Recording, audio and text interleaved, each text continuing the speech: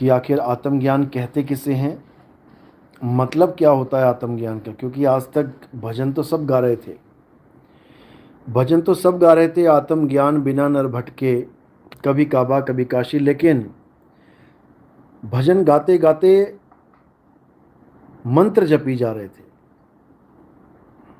भजन भी गा रहे थे और मंत्र भी जप रहे थे, और मंत्र जपने को ही आत्मज्ञान समझ बैठे थे। इन 52 अक्षरों को ही आत्मज्ञान समझ बैठे थे। इन 52 अक्षरों के जाल में फंसे हुए थे और सोच रहे थे कि हम इन 52 से ही बाहर निकल जाएंगे। जाल में उलझने को ही जाल से मुक्ति समझ बैठे थे। इसीलिए कबीर साहब ने 52 अक्षरों का जोरदार खंडन किया और जीवों को 52 से परे निह अक्षर ज्ञान का संदेश दिया।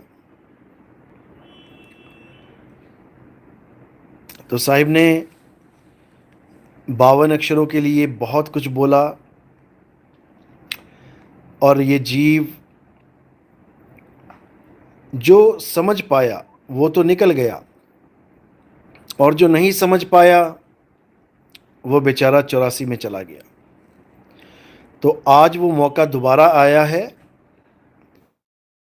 कि आपने 52 से परे, अक्षरों से परे, तत्वों से परे, मन से परे, माया से परे, हमने उस परम सत्य को प्राप्त करना है जिसे आत्मदेव कहते हैं। आत्मदेव। तो उस आत्मदेव की महिमा सब संतों ने गाई है, लेकिन ये जीव आत्मज्ञान को समझ नहीं पाया, इसलिए दुविधा में पड़ा है। इसलिए अलग अलग धर्मों में, अलग अलग पंथें, अलग अलग संप्रदाय में जुड़ा पड़ा है, क्योंकि आत्मज्ञान को नहीं समझ पाया। अगर आत्मज्ञान को समझ ले तो सारे पंथ एक हो जाएंगे, सारे धर्म एक हो जाएंगे, सारे संप्रदाय एक हो जाएंगे। लेकिन आत्मज्ञान को समझना सब बस की बात नहीं है। कोई परम विवेकी ही इस ज्ञान को समझ पाता है। मालिक की दया जिस पर होती है, जिस पर परमात्मा की मुहर लगी होती है, वो आत्मज्ञान को समझने लग जाता है। वो एक एक बात को समझने लग जाता है, और धीरे धीरे धीरे करके इन 52 अक्षरों के मंत्रों से परे हो जाता है। अभी तक का सबसे बड़ा जाल अगर कोई है तो ये 52 अक्षरी जाल है। साहिब कहते हैं 52 के जंजाल में फंस गया ये संसार। सिमरन आत्मा को याद करना था और 52 को याद करने बैठ गया। परमात्मा को याद करना था मेरे भाई। अब जिसको कभी देखा नहीं उसको कैसे याद कर सकते हैं। कोई कहे मेरे पिताजी को याद करो, तो उसके पिताजी को तब याद कर पाओगे अगर देखा हो। कोई कहे मेरे दादाजी को याद करो, तो उसको तब कर पाओगे अगर देखा हो। जब देखा ही नहीं तो याद कैसे करोगे। ये गुप्त विधि गुरु सिखाता है। गुरु सिखाता है तुम कैसे याद कर सकते हो, कैसे उसको उसका सिमरन कर सकते हो। नाम नहीं जपना है, सिमरन करना है। सिमरन।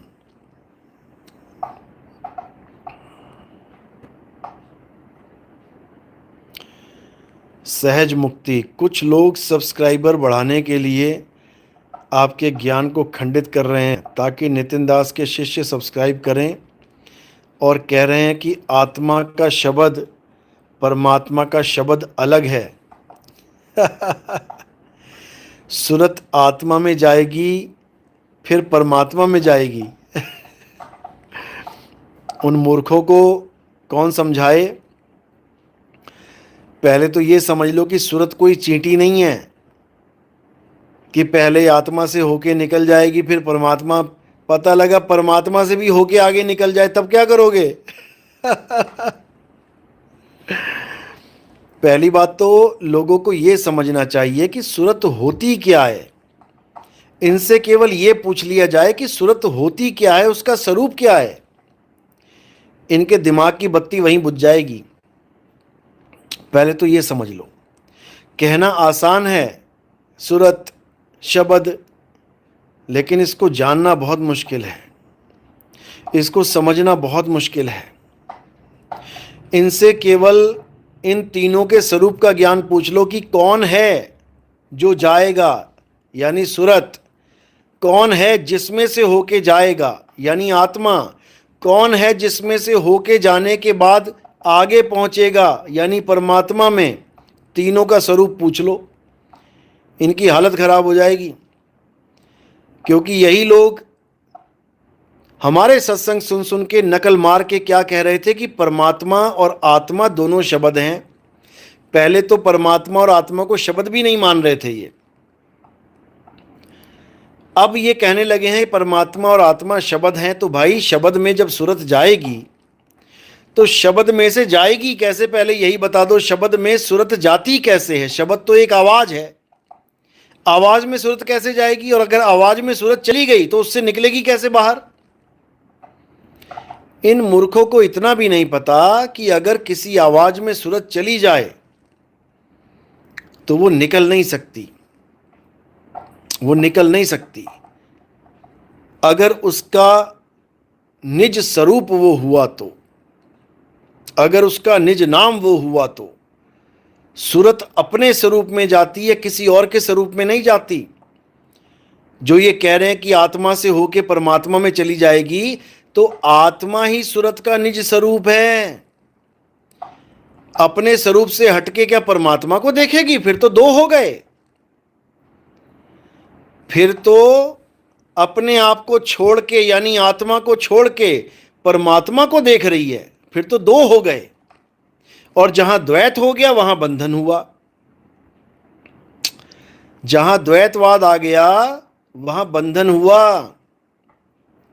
समझ लो।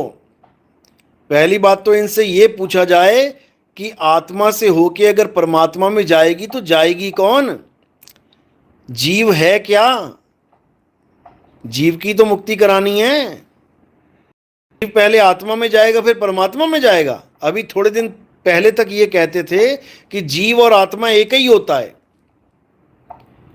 अब ये आत्मा में से घुसा के फिर बाहर निकाल के परमात्मा में लेके जा रहे हैं। क्या बेवकूफ इंसान है ये लोग। और उनसे बड़े बेवकूफ वो हैं जो इनको ज्ञानी पुरुष माने बैठे हैं। देखो, बात सब्सक्राइबर की नहीं होती है। सब्सक्राइबर तो कोई भी बढ़ा ले, कार्टून बनाने लग जाओ, वीडियो, वो भी 2 4 5 10 20 50 सब्सक्राइबर आ ही जाएंगे। बात सब्सक्राइबर की नहीं होती है, बात है आत्म कल्याण की।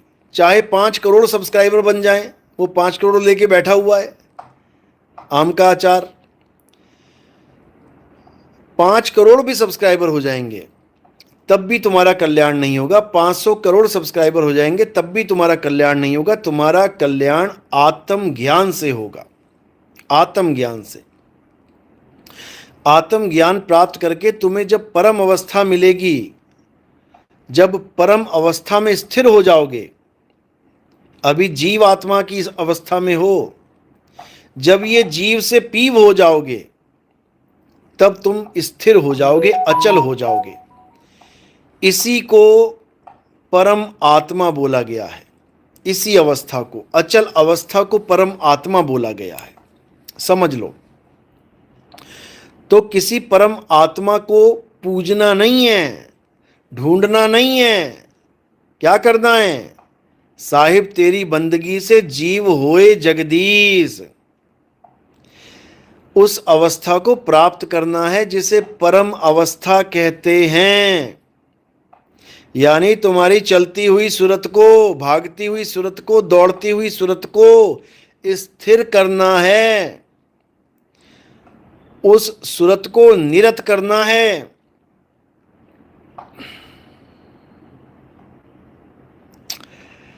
सूरत, निरत और शब्द कहिबे को हैं तीन,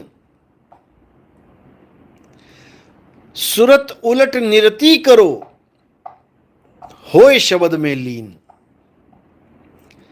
जन्म बीत जाएगा इनका, इस दोहे को समझते समझते जन्म बीत जाएगा,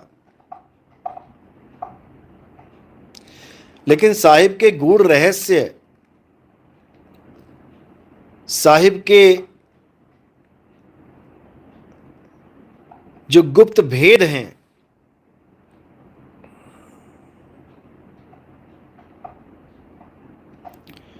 उनको जानना भाई सबके बस की बात नहीं है, सबके बस की बात नहीं है। अनुभव ज्ञान बिना सब झूठा झूठी हाट लगाई, ये सब झूठी हाट लगा के बैठे हैं और केवल लोगों को भ्रमित करने के लिए बैठे हैं। लेकिन इनको ये नहीं पता कि सामने नितिन दास है, सामने नितिन दास है, समझे। और नितिन दास को जो काम मिलता है पूरा करके छोड़ता है, इतना समझ लेना। तो इन लोगों के अज्ञान का जो पर्दाफाश है वो मेरे द्वारा ही होगा, सबका।